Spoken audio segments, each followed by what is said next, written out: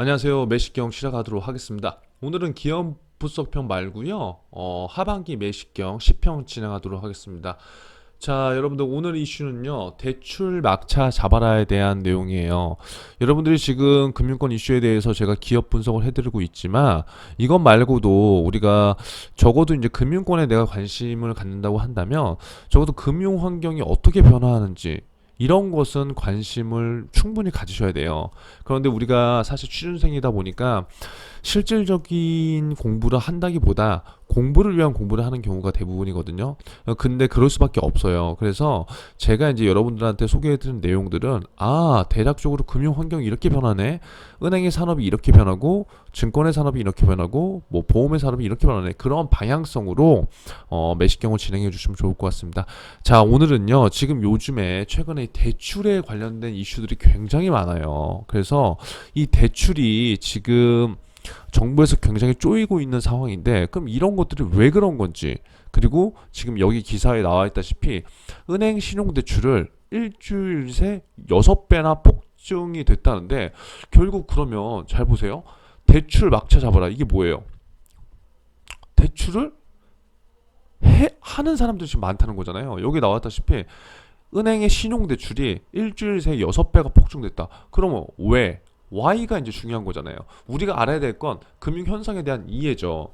자, 이 내용에 대해서 제가 오늘 한번 간단하게 살펴보도록 하겠습니다.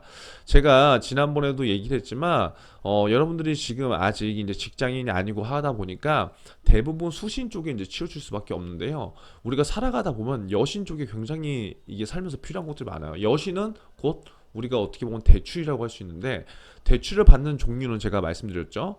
일반 신용대출, 신용은 나의 신용을 담보로 대출을 받는 거예요. 그리고 뭐 주택담보대출, 주담대라고 제가 이전 영상에서도 얘기를 했을 텐데요. 그러니까 이러한 다양한 종류의 대출이 있어요. 그런데 정말 희한한 게 지금 6배가 폭증된다는데 그 이유에 대해서 진짜 궁금하잖아요. 한번 볼게요. 자, 연말에 이사 예정인데 그때는 필요한 만큼 대출을 못 받을 것 같아 미리 받으려고 합니다. 대출 막차라고 해서 마이너스 통장 알아보고 있습니다. 이게 무슨 말인가요, 여러분? 참 볼게요. 다음 달부터 연봉을 넘는 신용대출을 받기 어렵게 되면서 불안에 빠진 금융소비자들이 대출에 몰리고 있는 상황입니다. 자, 여러분. 그러니까 지금 어떤 상황이냐면요. 가계부채가요 굉장히 많이 늘어나고 있는 상황이에요. 그럼 여러분들이 알아야 될 건 뭐다? 가계부채가 굉장히 높네. 이게 지금 약 1800조 정도 되거든요.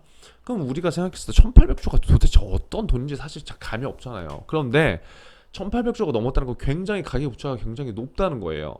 자, 그러면 보세요. 정부 입장에서는 어떤 게 위험할까요? 대출이라는 거는 결국 빌린 돈이잖아요.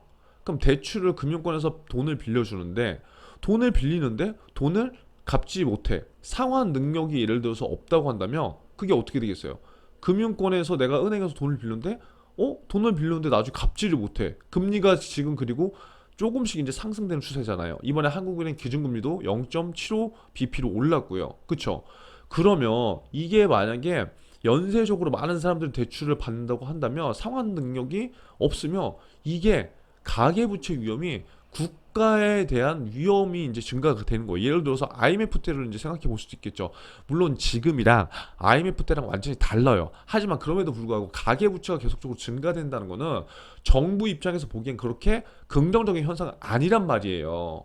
그런데 지금 중요한 건 뭐냐면 자, 여기 보시면 연봉을 넘는 신용대출 받기 어렵게 됐다. 그러니까 그러면 우리가 이걸 보면서 알 수 있는 건 뭐예요?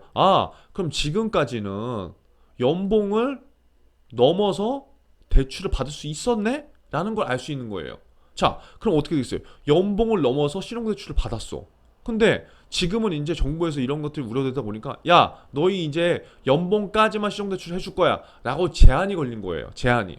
자, 그럼 사람들 어떻게 했어요? 지금 부동산 시장이 계속해서 가파르게 상승되고 주식 시장도 계속해서 사람들 관심이 있어서 B2나 영끌을 이제 주식이나 부동산에 투자하셨죠. 그러면 이러한 것들은 앞으로 시장 자산의 가치가 부동산이 계속 올라갈지 주식이 올라갈지 모르는 상황이잖아요. 지금 계속 가파르게 상승했기 때문에 언젠간 조정을 받는다는 게 정부에서도 갖고 있는 공통적인 생각이란 말이에요. 그런데 사람들은 지금 앞으로 이 자산의 가치가 계속 상승될 거라고 생각하고 내가 지금 상대적 박탈감에 놓여서 나 지금 집을 안 사면 나한테. 나 지금 주식 투자 안 하면 난 진짜 벼락거지야. 뭐 이런 생각 갖고 있다는 거죠. 그러니까 어떻게 돼? 대출을 받아서 여기 이 자산에 투자를 할 거라고 생각을 하는 거예요. 실질적으로 그렇게 되는 거고. 자, 그러니까 불안에 빠졌죠. 왜? 나는 지금 집을 안 사면 평생 못 사. 그러니까 사람들이 연봉 지금은 연봉의 한 두 배까지 맥스 가능했거든요. 근데 이게 가계부채가 증대되면서 이제 안 해줄 거라고 하니까 사람들 어떻게 써요? 야, 이제 안 되겠다. 나 지금 빨리 대출 내가 안 쓰더라도 받아야 되겠다. 그리고 신용대출도 받아야 되겠다. 이런 상황들이 지금 발생되고 있는 거예요. 그러니까 이게 우리가 잘 생각해 봐야 될 게 앞으로 자산의 가치는 분명히 올라갈지 하방이 될지 아무도 모르는 거거든요. 근데 최근에 부동산도 그렇고 주식도 그렇고 계속 상승을 하다 보니까 지금 이제 투자를 한 사람들이나 사회 초년생들은 앞으로 계속 그렇게 가치가 올라갈 거라고 생각하는 거죠. 물론 올라갈 수 있습니다. 부동산 같은 경우에도 단기적으로는 상승이 될 수 있어요. 하지만 모든 자산의 가치가 무조건 우상향할 수는 없는 거거든요.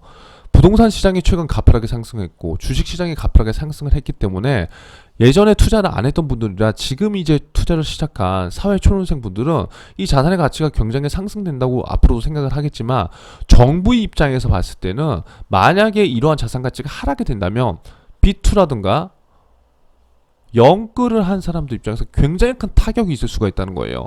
왜? 앞으로 금리 자체를 조금씩 지금 점진적으로 상승시킨다는 그 기조가 명확하니까요. 그렇기 때문에 이러한 것들은 정부의 입장과 은행의 입장, 고객의 입장이 다 다른 거예요. 자, 한번 팩트를 한번 볼까요? 지금 5대 은행 신용대출 여기 보시면 신용대출과 마이너스 통장 잔액이요 계속적으로 상승되고 있는 거예요. 그럼 잘 보세요. 은행 그리고 돈을 빌려준 금융기관 입장에서도요 물론 대출이 늘면은 수익이 잡히는 거잖아요. 그럼 좋은 거예요. 그런데 상환 능력이 안 되는 사람들한테 돈을 빌려주고 상환을 못 받으면 은행에도 리스크가 있다고요. 그렇기 때문에 마냥 수익을 번다는 거는 좋을 수도 있지만 오히려 어찌 보면 더 리스크가 있을 수 있는 거기 때문에 이러한 것에 지금 주목을 한다는 거예요. 자, 여러분 이런 얘기 들어보셨죠? 지금 미국에서 예전에 이제 테이퍼링을 했잖아요. 테이퍼링을